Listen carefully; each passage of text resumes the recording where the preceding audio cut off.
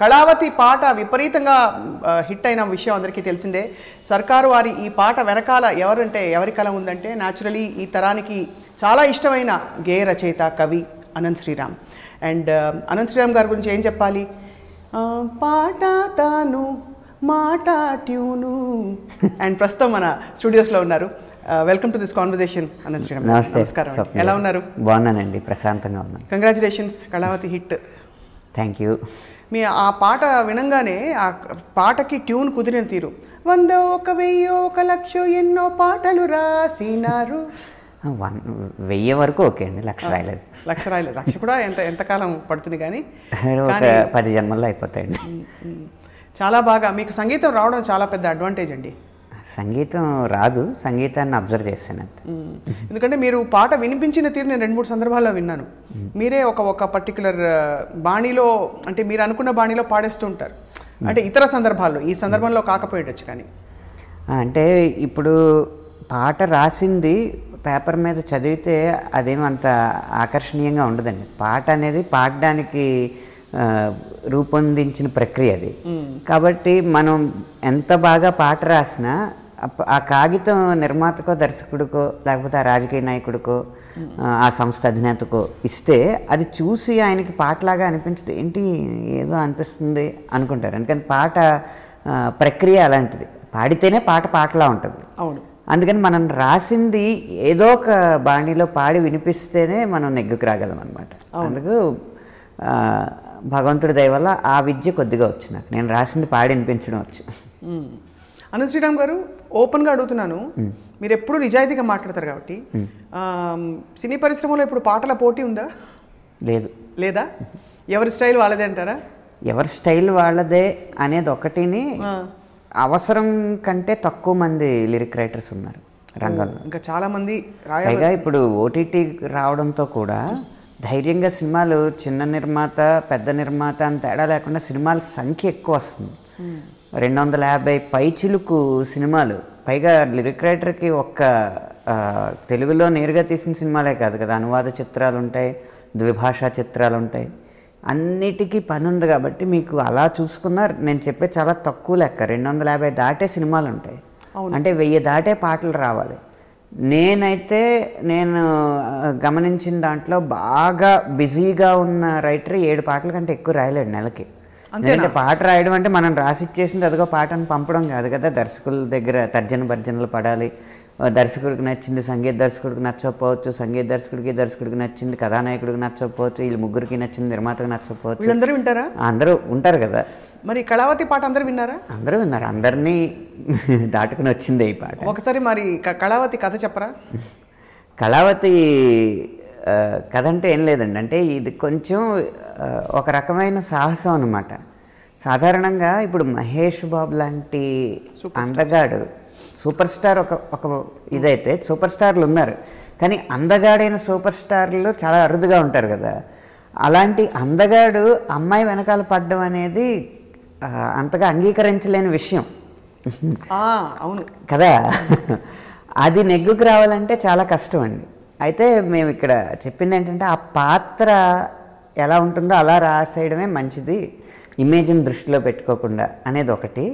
అది కాక ఇప్పుడు సూపర్ హీరో అని ఎవరిని అంటారు? సాధారణంగా మనుషులు చేసేదానికంటే భిన్నంగా చేయగలిగేవాళ్ళు సూపర్ హీరోలు కదా. మామూలుగా సమాజంలో అంత అందగాడికి అమ్మాయిలు వెనకాల పడాల్సిన అవసరం ఉండదు. లేదులేండి, గుణం కూడా ఉంటుందిగా, కానీ సినిమాల్లో ఉండకపోవచ్చు. గుణం అనేది పరిచయం అయిన తర్వాత. అవును, పరిచయానికి ముందు మొదటి ఆకర్షణ అనేది అందం కదా. అమ్మాయిల వెనక పడే అవసరం ఉండదు అంత అందగాడికి. కానీ అంత అందగాడే అమ్మాయిల వెనకాల పడుతుంటే అమ్మాయిలందరికీ ఎంత బాగా అనిపిస్తుంది. అదనమాట, ఆ లాజిక్తో నెగ్గుకొచ్చాం. అందుకని ఈ పాట మొదట్లో అంగీకరింపబడ్డానికి విత్ ఇన్ ద టీమ్ అంటాం కదా, బృందంలో చాలా తర్జన భర్జనలు జరిగినాయి. ఎన్నో జరిగిన తర్వాత ఇది బయటకు వచ్చిందనమాట. అందుకని ఒక 42 పల్లవుల దాకా, ఇప్పుడు మనకు ఒక పల్లవి ఒక చరణంగా పాట కనిపిస్తున్నా ఆ ఒక పల్లవికి ఒక 42 పల్లవులు రాయాల్సి వచ్చింది. ఆ ఒక చరణానికి ఒక 12 చరణాలు రాయాల్సి వచ్చింది. వామ్మో, ఇంత కష్టం అండి పాట రాయడం. ఆఫ్ కోర్స్ రాయడం కష్టమే, ఒక్కోసారి అది. కానీ అంటే ఎలాంటి స్పెసిఫికేషన్స్ వచ్చాయి మీకు? ఫర్ ఎగ్జాంపుల్ ఇప్పుడు టన్ టన్ టట టన్ టన్ టట టన్ టన్ టన్ తక్కదిమి తక్క అని లిరిక్ ఇచ్చి, అది మన రిథమ్ ఇచ్చి ఆ ట్యూన్ తన్న తననన్న తననన్న తననన తానా నే నాన్న అన్న ట్యూన్కే రాశాను. అయితే అక్కడ ఏంటంటే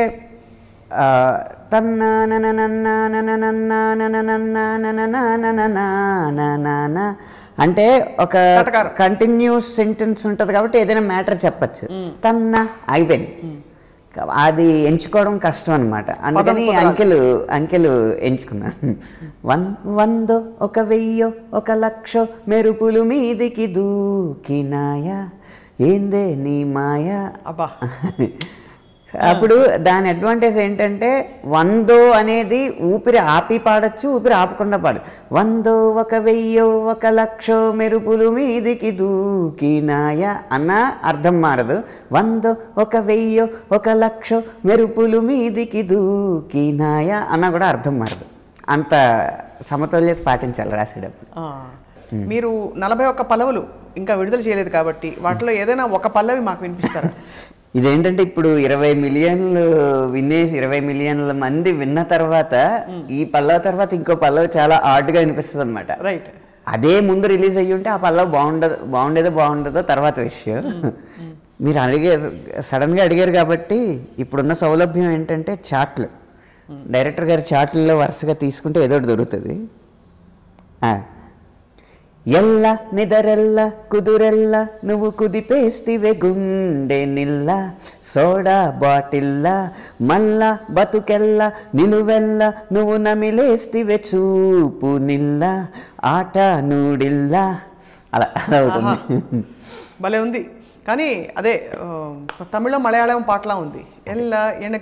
ఎనక రొంబ మరి సౌండ్ మార్చాలంటే అలా కొత్త సౌండ్ తీసుకురావాలంటే అలాంటి ప్రయోగాలను చేయాలి కదా. అవును. ఇంతకీ మహేష్ బాబు గారు ఏమన్నారు ఈ పాట విని? మహేష్ బాబు గారు, నాకు ఈ సీన్ అనేది మీరు క్రియేట్ చేసింది, డైరెక్టర్గా మీరే జడ్జిమెంట్ తీసుకోండి, మీరు ఏం చెప్తే అది చేస్తానన్నారు. ఆయన వినలేదా? విన్నారు. విని ఏమన్నారు? రికార్డ్ అయిన తర్వాత షూటింగ్ అప్పుడు చాలా బాగుంది, కానీ ఈ పాట జడ్జిమెంట్ మాత్రం డైరెక్టర్గా మీకే వదిలేస్తున్నాను. రైట్. ఒక శ్రీరామ్ రాస్తే ఇంకో శ్రీరామ్ పాడారు, అంతేగా?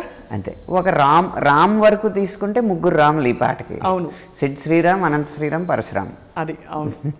సో 3 రాములు కలిసి చేసిన ఈ పాట ఇంత హిట్ అయ్యాక ముందు కొంచెం అఫ్కోర్స్ మొన్న ఏదో పైరసీ అని ముందే లీక్ అయిపోయిందని రకరకాల కాంట్రవర్సీస్ వచ్చాయి. అప్పుడు మీరు ఎఫెక్ట్ అవుతుంటారా ఇలాంటి విషయాలు శ్రీరామ్? లేదు, అసలు మనది సనాతన ధర్మం కదా, కర్మణ్యేవాధికారస్తే. అంటే అలా వదిలేస్తారు పాటని. పని వరకే చేయగలం, మిగతా మన చేతుల్లో లేవు కదా. మన చేతుల్లో లేని దానికి మనం బాధపడడమో సంతోషపడడమో కూడా చేయకూడదు. ఏమంటే పిలుపులు ఇవ్వడాలు, సందేశాలు ఇవ్వడాలు కూడా ఉండవా? ఏం చేస్తావు, సందేశాలు ఇస్తే మారే లోకం ఇది. చాలా తెలిసేసుకున్నారు అయితే. శ్రీరామ్ గారు, ఇందులో పెళ్లి మంత్రాలు పెట్టాలనే ఆ కాన్సెప్ట్ ఎలా వచ్చింది అసలు? అంటే అది సీన్ చూస్తే అర్థం అవుద్ది. అది పూర్తిగా మనం ఇప్పుడు లీక్ చేయకూడదు, కానీ అది దర్శకుడు ఆలోచన. కాకపోతే అది మాంగళ్యం తంతునానైనా తీసుకోవాలనేది తమన్ గారి, అంటే ఆ త్రిశ్రానికి 3/4కి ఆయనకి ఆ మంత్రం సూట్ అయింది, అది తీసుకున్నారు. సిడ్ శ్రీరామ్ గారు పాట మీరు ఆయన చాలా సందర్భాల్లో వినుంటారు. What you like about his song? మీకు ఇష్టమైన విషయం ఏంటి ఆయన పాటలో? అంటే ఊరికే స్టార్ అయిపోరండి ఎవరును. సిడ్ శ్రీరామ్ గారి గొంతులో ఉన్న వైచిత్రి ఏంటంటే, వైచిత్రి, ఎంత మంచి పదం. ఆయన అమెరికాలో పుట్టి పెరిగిన వ్యక్తి, కానీ వాళ్ళ అమ్మగారు కూడా సంగీతం బాగా తెలిసిన వాళ్ళు, బాగా ఆయనకి కర్ణాటక సంగీతంలో తర్ఫీదు ఇచ్చారు. అది ఒక కోణం. తర్వాత ఆయన యుక్త వయసుకు వచ్చేటప్పటికి అమెరికన్ బ్లూస్, ఆ బ్యాండ్స్తో అమెరికన్ బ్లూస్ అన్న కల్చర్కి బాగా అలవాటు పడ్డ గొంతుది. ఆ రెండింటి కలయిక వల్ల మనకు ఆ కొత్తదనం వస్తుందన్నమాట. కేవలం కర్ణాటక సంగీతం వచ్చుంటే అది వేరే రకంగా ఉండేది, కేవలం బ్లూస్ వచ్చుంటే అది వేరే రకంగా ఉండేది. ఈ రెండింటి సమ్మేళనం వల్ల ఎటువంటి పాట అయినా కొత్తగా ధ్వనిస్తుంది. ఈ మధ్య మరి ఆయన పాటలు, ఇతర పాటలు విన్నప్పుడు, ఇతర సాహిత్యాలు విన్నప్పుడు మీరు చాలా బ్రాడ్గా ఆలోచిస్తారు కాబట్టి మీరు ఎలా స్పందిస్తూ ఉంటారు అన్న శ్రీరామ్ గారు? ఈ మధ్య వచ్చిన మంచి హిట్ పాటలు తీసుకోండి, సామజవరగమన అయింది అలా. నిజంగా సామజవరగమన చాలా మంచి పాట. అన్నీ అనుసరించిన నియమాలన్నీ అనుసరించిన పాట. అది అలాగే నియమబద్ధమైన గొంతు పాడుంటే అంత విజయవంతం అయ్యేది కాదు. అద్భుతమైన సాహిత్యం ఉన్నాయి, అన్నీ ఉన్నాయి, కానీ ఒక వైల్డ్నెస్ కావాలి వాయిస్లో. ఒక రకమైన నవ్యత, ఒక రకమైన సాహసం కావాలన్నమాట. అది ఈ కాలానికి, ఇప్పుడున్న సమకాలీన సమాజానికి ఇతని గొంతు నచ్చుతుందంతే. అవును, చాలా చక్కగా విశ్లేషించారు. ఇదైనా అంతే, కళావతి హిట్లో కూడా అతని గొంతు పాత్ర చాలా ఉంటుంది. ఇదే సాహిత్యం, ఇదే సంగీతం ఒక నిజాయితీ గల గొంతులో పలికినప్పుడు ఎంతవరకు అది నిజాయితీ గల చెవికి నచ్చుతుందో చెప్పలేదు. అవును. ఇప్పుడు కళావతి కాకుండా సర్కారు వారి పాటలో మీరు ఇంకా పాటలు రాశానండి. 3 పాటలు. కళావతి కాకుండా ఇంకా 3 పాటలు రాశాను. ఆ 3 పాటలు ఏంటో ఇప్పుడు చెప్పరుగా మీరు? చెప్పకూడదు కదా. అసలు చెప్పకూడదా? ఒక లీక్ కూడా ఇవ్వకూడదా? లీక్ ఇవ్వచ్చు. ఇవ్వండి. ఒక ఇంట్రడక్షన్ సాంగ్, ఒక మెలోడీ డ్యూయట్, ఒక బ్యాక్గ్రౌండ్ సాంగ్. 6 పాటలు ఉంటాయంటే 4 మీరే రాసేసారు. 6 పాటలు 5 ఉంటాయి, 4 రాశాను, ఇంకోటి అవ్వలేదు. బట్ రాయబోతున్నారు. అదే ఎవరు రాస్తున్నారో తెలియదు. అంటే దాదాపు సింగిల్ కార్డు కాకపోయినా సింగిల్ కార్డుకి అతి చేరువలో ఈ సినిమాకి, అంటే ఇంత పెద్ద సినిమాకి. సింగిల్ కార్డు కాదు కానీ దాంతో మింగిల్ కార్డు అంతే. ఇది బాగుంది. అనంత్ శ్రీరామ్ గారు, ఎప్పటి నుంచో నేను అడుగుదాం అనుకుంటున్నాను, మీకు మధ్యలో ఫోన్ చేశాను కూడా నేను. మీరు అంటే ఇప్పుడు పాటకి ఏదో ఒక కాంట్రవర్సీ ఎవరు పెట్టకపోతే అది హిట్ అవ్వట్లేదు అనే ఒక పేరు వచ్చేసింది. దాన్ని ఫస్ట్ మీరు ఏకీభవిస్తారా? ఏకీభవించట్లేదు. కాంట్రవర్సీ పెట్టుకునేది మీరు. అంతేనా? మీడియా అయినా? మీడియాకి ఎప్పటికప్పుడు మిరియాలు కావాలి. అంతేనా? మీడియా బాగుంది, మీడియాకి మిరియాలు. అందుకనే ఆ కాంట్రవర్సీలు వచ్చినప్పుడు నేను స్పందించను, భవిష్యత్తులో కూడా స్పందించను. అంతేనా? అది దాంట్లో మీడియాకి కావలసిన ఆ కంటెంట్ మాత్రం నేను ఇవ్వను. వాళ్ళలో నిజాయితీ లేదు, అది కాంట్రవర్సీ కోసమే చేస్తున్నారు అనిపిస్తే ఖచ్చితంగా స్పందించు. అయ్యో లేదండి, అనంత్ శ్రీరామ్ గారి దగ్గర అలా అడగరు. ఎందుకంటే మీరు అందరికీ కావాల్సిన డ్రామాటిక్ కంటెంట్ మాట్లాడరు, మీరు చాలా హాయిగా చెప్పాల్సింది చెప్పేసి వెళ్ళిపోతారు కాబట్టి ఆ చిన్న అవకాశం కూడా. కానీ అదే మీకు వచ్చిన పోనీ విశ్లేషకులు, విమర్శకుల నుంచి వచ్చిన విమర్శలని మీరు హాయిగా స్వీకరిస్తారు? హాయిగా వింటాను, ఎందుకంటే నా ఉద్దేశం అది కాదు అన్నప్పుడు విని ఊరుకుంటాను అంతే. రైట్. సో అయితే మరి ఈ మధ్య వచ్చిన మరొక చాలా హిట్ పాట, మీరు అన్ని పోకడ్లని చూస్తున్నారు కాబట్టి ఏం కోరుకుంటున్నారు శ్రోతలు పాటల నుంచి? ఊ అంటావా, ఫర్ ఎగ్జాంపుల్, ఊ అంటావా మావా, అది అంటే ఒక ఐటమ్ సాంగ్లో చంద్రబోస్ గారు ఒక సందేశాన్ని జోడించారు. మరి అది చాలా గొప్ప ప్రయోగం కదా. అదే ప్రయోగం. అవును, ప్రయోగం అని కూడా అనలేము, దాన్ని సాహసం అంట. ఒక ఐటమ్ సాంగ్లో స్త్రీ స్వేచ్ఛని, స్త్రీ స్వాతంత్ర్యాన్ని అద్భుతంగా చిత్రీకరించడం, అద్భుతంగా ఆ చెక్కి ఆ శిల్పంలాగా పెట్టారు కదా. దాంట్లో దీపాలన్నీ ఆర్పేశాక అందరి బుద్ధే వంకర బుద్ధే. అది నిజంగా దర్శకుడు సుకుమార్ గారికి, రచయిత చంద్రబోస్ గారికి, సంగీత దర్శకుడు దేవిశ్రీ ప్రసాద్ గారికి ఎన్ని ప్రశంసలు ఇచ్చినా తక్కువే. అవును, అంతే అంటారు. అంటే నిజంగానే ఆ పాట మీద చాలా మంది రాద్ధాంతం చేశారు, దానికి ప్యారడీలు చాలా మంది సృష్టించారు. అది చంద్రబోస్ గారు చెప్పారా మీరు?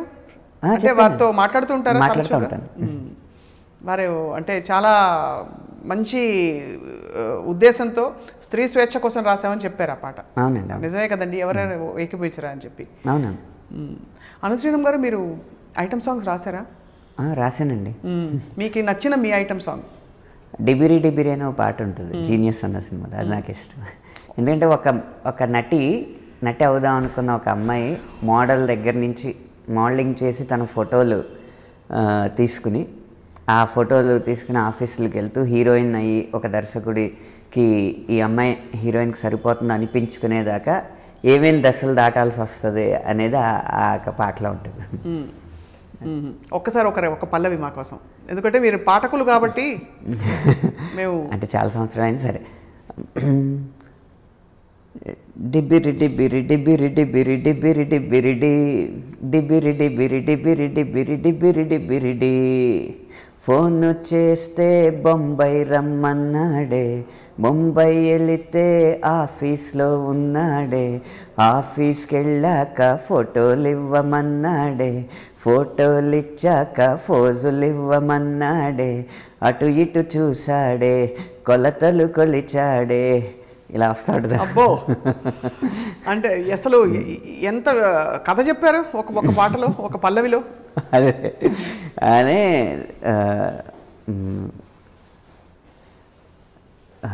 గది తలుపు వేసాడే మేనేజరు, తలుపేసి నాకవాడు యమ డేంజరు. తలుపేసి ఏం చేసాడక్క, అది వర్ణించకూడదు కదా, అందుకని డిబిరి డిబిరి డిబిరి డిబిరి డిబిరి డిబిరిడి అని వస్తుంది. అంటే ఎప్పుడూ ఒక గీత చూసుకుంటూనే ఉండాలి మనం సాహిత్యంలో. మీరు మామూలుగా అంటే మీరు స్వీయ నియంత్రణ ఉంటుందా? మనం ఇంతకంటే మించి మనం కొన్ని ప్రయోగాలు, పద ప్రయోగాలు చేయొద్దు ఎవరంటే మనం చేసే వేదికను బట్టి అండి. అది ఇప్పుడు సీరియల్ పాట రాస్తున్నాం అంటే దానికి ఒక రకమైన నియంత్రణ ఉండాలి. ఎందుకంటే కుటుంబ సమేతంగా పెద్దలు అందరూ ఇంట్లో చూసే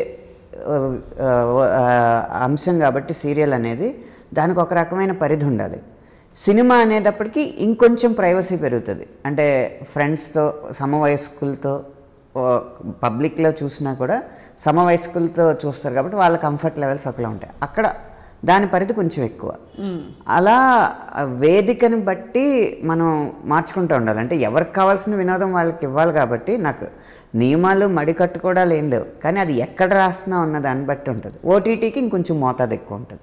ఓటీటీకి మోతాదు కొంచెం ఎక్కువ, అంటే కొంచెం స్వేచ్ఛ ఎక్కువ ఉంటుంది. స్వేచ్ఛ ఎక్కువ ఉంటుంది. యూట్యూబ్ వీడియోలకి రాస్తున్నాం అనుకోండి, దానికి అంటే మీరు చూస్తేనే అర్థం అవుతుంది మీకు. ఓటీటీ కంటెంట్లో మామూలు సంభాషణలో కూడా పరుష పదజాలం ఉంటుంది. అవును, అదే పాటల్లో కూడా పరావర్తనం చెందుతుంది.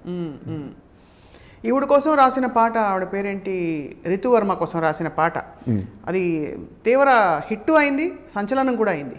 ఆ పాట నేపథ్యం చెప్పగలుగుతారా మాకు? దిగు దిగు దిగు నాగా. అది మనం ఒక సినిమాలో హీరోని ఉద్దేశించి రాస్తున్నప్పుడు కేవలం స్టోరీయే కాకుండా ఒక్కొక్కసారి ఇప్పుడు చిరంజీవిలా నిలిచింది నగరమే, చిరంజీవి పేరు తెస్తే అభిమానులకు ఒక ఆనందం కదా.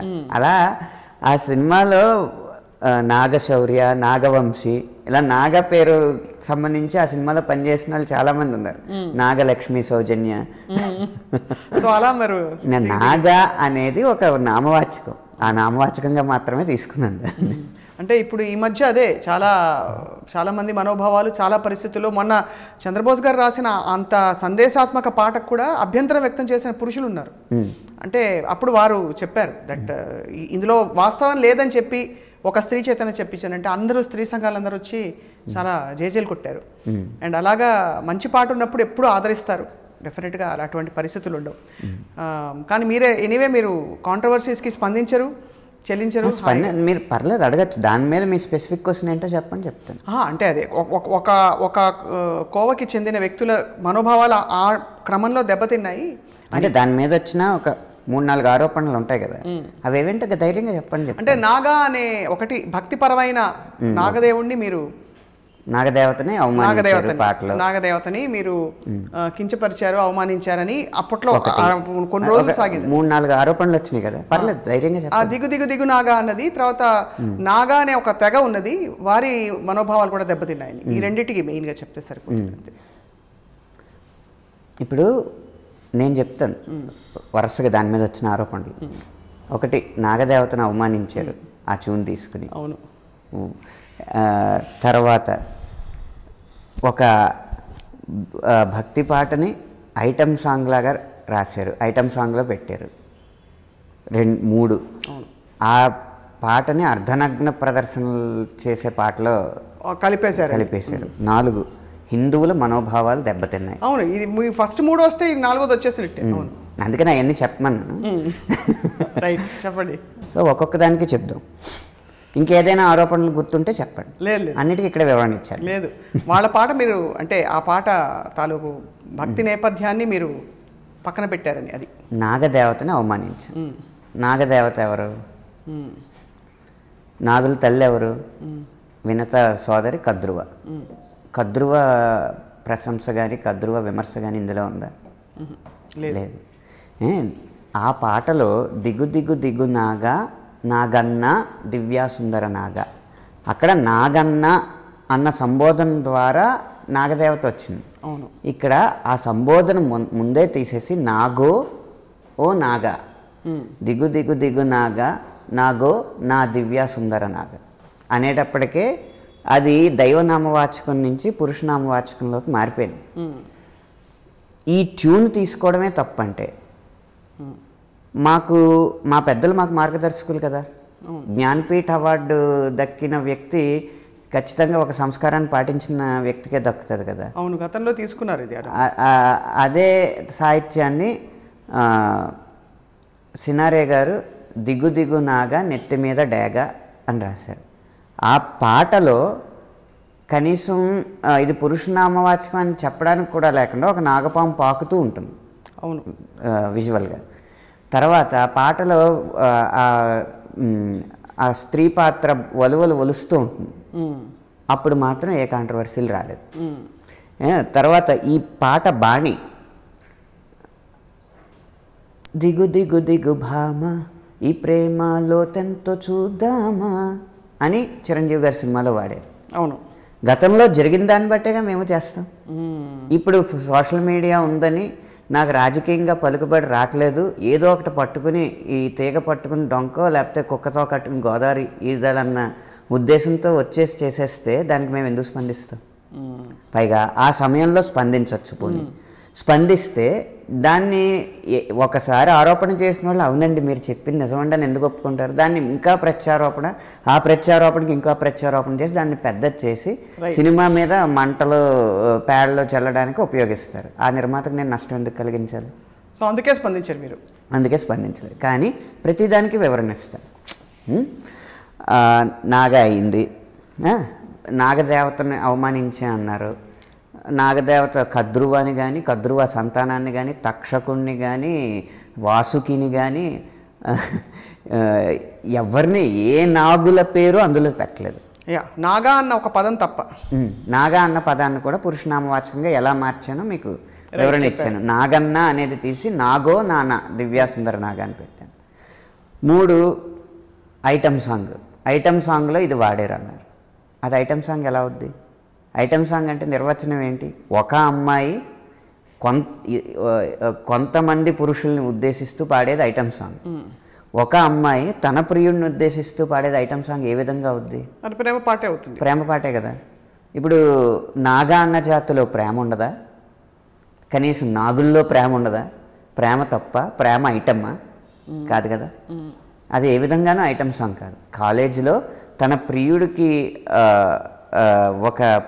ఒక అమ్మాయి డ్యాన్స్ చేస్తానని చెప్పి ప్రోగ్రామ్స్లో చేయకుండా మోసం చేస్తే ఆ ఆర్గనైజేషన్, తన ప్రియుడి ఆర్గనైజేషన్ దెబ్బతినకూడదని చెప్పి ఒక పాటకి డ్యాన్స్ చేసింది కాలేజ్ ప్రోగ్రామ్. అయితే ఇప్పుడు కాలేజీలో అమ్మాయిలు డ్యాన్స్ చేస్తే అది ఐటమ్ సాంగ్ అయిపోద్దా? స్టూడెంట్స్ డ్యాన్స్ చేస్తే అవ్వదు కదా. అది ఐటమ్ సాంగ్ కానే కాదు. ఇక అర్ధనగ్న ప్రదర్శన. ఆ పాటలో అర్ధనగ్న ప్రదర్శన ఏముందండి? అయినా అంటే ఉన్నా మీరు దానికి బాధ్యత వహించలేరు కదా. వహించకపోయినా కూడా సినిమా బృందంలో సభ్యుడిని నేను. అర్ధనగ్న ప్రదర్శన ఇచ్చే పాటకి సాహిత్యం రాసిన అనడానికి అర్ధనగ్నం అనేదానికి సెన్సార్లో కొన్ని పరిమితులు ఉన్నాయి కదా. వాళ్ళ నిర్వచనాలు వాళ్ళకు ఉన్నాయి కదా. మోకాలు పైకి బట్టలు వేస్తే అది అర్ధనగ్న ప్రదర్శన. పోనీ లిటరల్గా తీసుకున్న ఆ అమ్మాయి ఎత్తు కొంత ఉంటే ఆ అమ్మాయి ఎత్తులో బట్టలు సగం ఉంటే అర్ధనగ్న ప్రదర్శన. కాళ్ళ వరకు హాయిగా పరిజ్ఞ వేసుకుంటే అది అర్ధనగ్న ప్రదర్శన ఎలా అవుద్ది? కేవలం బురద జల్లడానికి పదాలు వాడేయడమే అంతే అంటారు. కానీ వాళ్ళు కొంత సమాధానం పడ్డారు కదా. మీరు ఆ మధ్య నేను ఎవరికి సమాధానం మీరు అంటే మీరు చెప్పకపోయినా ఒక సందర్భం వచ్చినప్పుడు మీరు వివరణ ఇస్తే బహుశా ఇప్పుడు చూసి కొంత వాళ్ళు. తర్వాత ఇప్పుడు అశ్లీలం అంటే పదాలు వాడేసి మీద ఒక వివాదం తెచ్చేసి పాపులర్ అయిపోవడం అనుకోవడం చాలా తప్పు. దానికి నేను ఇప్పుడు చెప్తున్నా. తర్వాత అశ్లీలం అన్నారు. పాటలో అశ్లీలం ఎక్కడుంది అంటే ఒక అమ్మాయి తన ప్రియుడిని శృంగార భావంతో చూడడం అశ్లీలం అయితే గనక ఏ పాట ఉండకూడదు. ఇందులో అశ్లీల సాహిత్యం అన్నారు. అశ్లీల సాహిత్యం అనడానికి ఆ పాటలో ఏమైనా అంగాంగ ప్రదర్శనకి అంగాంగ వర్ణన చేసామా? ఎక్కడా లేదు. నేను ప్రధానంగా లేవనెత్తింది ఇది భక్తిపరమైన అంశం. భక్తిపరమైన అంశానికి ఇది కొంత నొప్పించింది అని చెప్పి అలా మెయిన్గా విన్నది భక్తిపరమైన ట్యూన్స్, ఇదే ట్యూన్ 2 సార్లు వాడారు. అలా భక్తిపరమైన ట్యూన్స్ ప్రేమ పాటల్లో ఎన్ని వాడలేదు? ఏ స్వప్నలోకాల సౌందర్య రాసి మా వెంకటేశ్వరుణ్ణి కొలుచుకునే పాటని నీ ప్రేయస్ కోసం వాడతావా, మా మనోభావాలు దెబ్బతిన్నాయని తిరుపతి మొత్తం దండెత్తి వచ్చింది అప్పుడేమన్నా? అదొకటి ఎంత నేర్చినా అది త్యాగరాజ స్వామి కీర్తి. పోనీ సామాజ వర్గమన త్యాగరాజ స్వామి లైనే కదా హిట్ చేశాం కదా.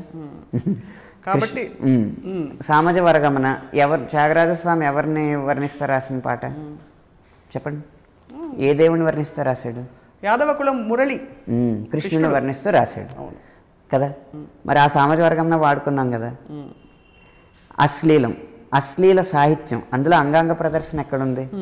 నాభిని వర్ణించామా, నడుముని వర్ణించామా, ఉదరాన్ని వర్ణించామా, ఊరువుల్ని వర్ణించామా, స్థనాలని వర్ణించామా, ఏదైనా స్థానాలని వర్ణించామా? నువ్వు ఇంటికి రారా బాబు అని చెప్పి నిన్ను మిస్ అవుతున్నానని చెప్పి తన ప్రియుడిని ప్రేయస్ అడుగుతున్న పాట అది. కాకపోతే అది మాండలికాలతో పల్లె పదాలతో ఉన్న పాట. ఏ ఒక్క ఆరోపణ నిజమైన ఆరోపణ కాదు. వీటిలన్నిటికి ఎందుకు స్పందించాలి? ఇది స్పందించాలని కాదు. తర్వాత మీ మీడియాలో ఒక డిస్కషన్ చేస్తా, కొంపాకొచ్చి అని ఇలా చదువుతున్నాడు. కొంపాకొచ్చి పోరో కోడెనాగా జారుతుంది పైటే పడగలాగా అని చదివేస్తున్నాడు. అసలు ప్రొఫెషనలిజం అది? పాట అంతా చదవాలి కదా. ఏం రాసాము? కొంపాకొచ్చి పోరో కోడెనాగా చంపుతుంది పైటే పడగలాగా, జారుతుంది పైట అనలేదు. అంత అశ్లీలం ఏం రాయలేదు.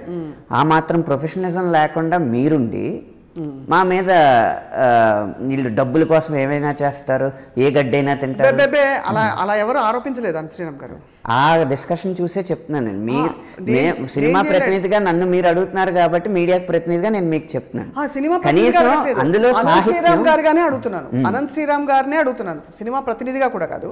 అనంత్ శ్రీరామ్ గారు రాసిన పాట మీద స్వప్న అడుగుతున్న ప్రశ్నలు ఇవి. అయితే అనంత్ శ్రీరామ్ గారు రచయితగా, మీడియా ఇండస్ట్రీ ప్రశ్నించట్లే. అనంత్ శ్రీరామ్ అనే రచయిత స్వప్న అనే జర్నలిస్ట్కి చెప్తున్న ఆన్సర్ ఏంటంటే, జర్నలిజంలో కూడా ప్రొఫెషనలిజం ఉండాలి. తప్పకుండా అందులో తప్పు రాసుందనుకోండి, ఇప్పుడు జారుతుంది పైటే అనే రాసుంటే అదే చదవండి. అంతే తప్పితే లేని సాహిత్యాన్ని చదివి ఆ సాహిత్యానికి ఏమో ఆవిడెవరితో జారుతుందా, బయట జారుతుందా, ఈడ ఏంటా పదాలు, ఏంటా అశ్లీలం. కానీ ఒకటి ఏ మాట కామాట అనంత్ శ్రీరామ్ గారు, మీరు ఇంత స్పోర్టివ్గా స్పందిస్తున్నారు కాబట్టి ఇదే మీడియా పాట హిట్ అయినప్పుడు అసలు పిచ్చగా అసలు పాటని పాడుకుంటూ అద్భుతంగా దాన్ని ప్రమోట్ చేస్తూ కూడా చేస్తాం. ఇదే మీడియా, ఇదే సోషల్ మీడియాలో పాటని 100 సార్లు షేర్ చేస్తాం. మేము దాని మీద చర్చలు పెడతాం. ఇంత హిట్ అయింది తెలుగు సినిమా పాట, ఇంత జాతీయ స్థాయికి చేరిందని కొనియాడతాం. అది కూడా చేస్తాం. ప్రశంసించండి, విమర్శించండి. ప్రశంసించినప్పుడు ఎలా అయితే ఒక ప్రశంసించాలన్న మంచి ఉద్దేశంతో ప్రశంసిస్తారో, విమర్శించినప్పుడు కూడా సద్విమర్శ అనేది అలవాటు చేస్తారు. కేవలం నాగా అనే ఒక జాతికి మరియు భక్తికి వాళ్ళ మనోభావాలకి విఘాతం కలిగిన ఆ సందర్భం ఎందుకు వచ్చింది, ఆ పాట ఎలా రాశారని అడగడం తప్ప ఇవాళ నేను ఫస్ట్ టైం మిమ్మల్ని అడుగుతున్నాయి. అవునా? స్వప్న అనంత్ శ్రీరామ్ గారిని ఫస్ట్ టైం ఈ క్వశ్చన్ అడుగుతుంది. నాగా అన్న జాతికి అన్నప్పుడు అక్కడ ఏకవచనం ఉంది కదండి, జాతి ఎలా అయింది అక్కడ? అంటే దిగండి నాగా ప్రజలారా అన్నామా? ఆ జాతి అనేది ఎలా, ఒక్కొక్క పదప్రయోగానికి ఒక్కొక్క సెన్సిటివిటీ ఉంటుంది. జాతిని విమర్శించేసారని ఎలా ముద్రేస్తారు? అది అప్పట్లో వాళ్ళు అన్నది తప్పు. అయితే అదని చెప్పండి, క్లారిఫై చేసి అంతే. అంతకంటే సింపుల్. ఇక్కడ బహువచనం ఉందా? దిగండి నాగా ప్రజలారా అన్నామా? నాగా అనేది ఒక పురుష నామవాచకంగా వాడాం. ఇప్పుడు రామ అనేది ఒక పేరు ఉంటుందండి. ఆ రామ అన్న పేరు విలన్కి అయ్యి ఉంటుంది. అతను ఒక మానభంగాలు మర్డర్లు చేసే వ్యక్తి అయ్యి ఉంటాడు ఆ కథ ప్రకారం. అని ఆ రామ అన్న పేరు సంబోధించి నువ్వు ఇవన్నీ చేయడం తప్పంటే, నా రామభక్తులు నా రాముడిని అవమానిస్తారా మీరని వేస్తే ఇంకా ప్రతి దానికి చూడాలి. కరెక్ట్ గా ఎలాగే అడిగింది ఏంటంటే, ఇప్పుడు పాట మామూలుగా ఈ మధ్య కాలంలో పాటల చుట్టూ మనకు తరచుగా వివాదాలు వస్తున్నాయి, విజయాలు కూడా అంత వస్తున్నాయి. అంటే పాటలు మీరు పాట విడుదల చేస్తేనే మిలియన్స్లోకి వెళ్ళిపోతుంది. ఇప్పుడు ఇంక్లూడింగ్ ఇప్పుడు లేటెస్ట్గా సర్కార్ వారి పాట కోసం మీరు రాసిన పాట ఎంత సూపర్ హిట్ అది. అదే. సో కాబట్టి ప్రశంసించినప్పుడు ప్రశంస ఎలాగో పాజిటివ్, కానీ విమర్శలో కూడా పాజిటివిటీ ఉండాలి. తప్పకుండా ఇది పాజిటివ్గా అడిగిన నేను అదే కదా. ఇప్పుడు ఒక ప్రొఫెషనల్గా చెప్పండి, రాసున్నది చదివి విమర్శించడం కరెక్టా, రాసి లేనిది చదివి విమర్శించడం కరెక్టా? రాసున్నదే చదవాలి, ఆ సందర్భం ఏంటో తెలుసుకునే ప్రయత్నం కూడా చేయాలి డెఫినెట్గా. అందుకే వాళ్ళు తెలుసుకునే ప్రయత్నం చేస్తున్నాం. ఇవాళ మీరు వివరణ ఇచ్చారు కాబట్టి మీకు ధన్యవాదాలు. అందులో మీకు మొత్తం చూడండి, గంపాదించిరా కొంపకొచ్చిపోరా కోడెనాగా, గంపాదించిరారా గండునాగా, ఇవన్నీ కూడా ఆ పల్లెటూరులో వాడు ఇంటి పట్టున ఉండని వాడిని పిలుస్తూ ఉంటుంది మొత్తం. అది ఎక్కడ కనీసం శృంగారానికి కూడా ఆహ్వానించినట్టు ఎక్కడా లేదు. రైట్, మీరు వివరణ ఇచ్చారు కాబట్టి. ఎనీవే ఇది జరిగిన కాంట్రవర్సీ. ఈ భవిష్యత్తులో అయినా కాంట్రవర్సీ అనేది పెద్దది చేయడానికి కాకుండా నిజంగా, కానీ తప్పకుండా ఆ ప్రయత్నం ఉంటుంది, అదే ఉద్దేశం ఉంటుందండి. నిజం తెలుసుకుని ఫస్ట్ నిజం మనమే చెప్పాలని ఆత్రం అందరికీ ఉంటుంది. అయితే ఎక్కడ మనకి రెండు పార్టీ ఇప్పుడు ఎవరో లేవనెత్తితేనే కదా మీడియాగా వచ్చి ఎవరు అభ్యంతరం వ్యక్తం చేయరు. ఎవరో మన నాగా అనే పదం నచ్చని వాళ్ళు ఎవరో, లేదంటే ఈ పాట ఊ అంటావా అనే పాటలో పురుషులందరినీ ఇలా అంటారా, అందరిది వంకర బుద్ధ, మంచోళ్ళు లేరా అనేవాళ్ళు ఎవరో ఒకళ్ళు ఉంటారు. ఉన్నప్పుడు వాళ్ళ అభిప్రాయాన్ని అడిగి తెలుసుకుని రచయిత కల్పన ఏంటి అని చెప్పి చెప్పడం అంతవరకు ప్రయత్నం చేస్తాం, అంతకంటే ఏం చేయం. అట్లీస్ట్ నేను చేయను. అదే మీరు మీ సోదరులకు చెప్పండి, అందుకే మీకు ఇస్తున్నాను. ఎవరు అన్ప్రొఫెషనల్గా పాటను చదివారో ఆ వ్యక్తికి ఇవ్వట్లేదు, వాళ్ళకి ఇస్తాం గ్యారంటీగా. మీ కామెంట్ కూడా తప్పకుండా మేము పరిశీలనలో. ఇన్ని రోజుల తర్వాత స్పందించింది ఎందుకంటే అప్పుడు స్పందించలేక కాదు, స్పందించాలని లేక. అబ్బా, అదే మరి కవి మాట్లాడడానికి, ఇప్పుడు మనం రవి మాట్లాడడానికి, ఈ భూమిలో మాట్లాడదాం ఇప్పుడు. అది కానీ పాట రాయడం అంటే గొప్ప కళ. అనంత శ్రీరామ్ గారు, మీ కుటుంబ సభ్యులు, ఇంకా ఆఖరి వివరణ కూడా ఇచ్చేస్తాం. హిందువుల మనోభావాలు. హిందువు అంటే నిర్వచనం ఏంటండి? హిందూ అంటే నిర్వచనం ఏంటి?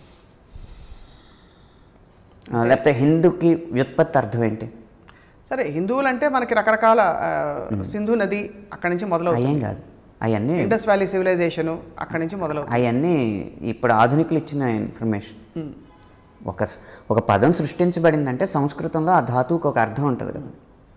హిం అంటే పాపం, దు అంటే దహించేది, పాపాన్ని దహించేది. పాపాన్ని ఏది దహించగలదు? జ్ఞానం. హిందూ అన్న పదానికి జ్ఞానం అని అర్థం. అందుకని అది వ్యుత్పత్తి అర్థం. ఎవరు హిందువులు? ఉత్తరాన్న హిందూ కుష్ పర్వతాల దగ్గర నుంచి దక్షిణాన్నున్న హిందూ మహాసముద్రం మధ్య భాగంలో ఉన్న ప్రతి ప్రాణి హిందువు అనేది శాస్త్రం ఇచ్చిన నిర్వచనం. హిందూ కుష్ అంటే ఇప్పుడు మనకి పాకిస్తాన్కి, ఇండియాకి, ఆఫ్ఘనిస్తాన్కి ఒక ట్రై జంక్షన్ ఉంటుంది. అక్కడ ఉంటాయి పర్వతాలు, హిందూ కుష్ రేంజెస్ అంటారు కదా. అక్కడి నుంచి ఈ భూభాగం వరకు జ్ఞానం ఎక్కువ ఉంది. అందుకని ఈ భూమిలో పుట్టిన ప్రతి ప్రాణి జ్ఞానవంతమై ఉంటుంది. అందుకే పావును కూడా దేవుడి భుజం మీద వేసి మనం కొలుస్తాం. అంటే ఇక్కడ పుట్టిన మామూలు వానపాము దగ్గర నుంచి ఐరావతం అంత ఏనుగు వరకు అన్ని జంతువులు కూడా హిందూ జంతువులే. పుట్టిన అందరూ కూడా హిందూ.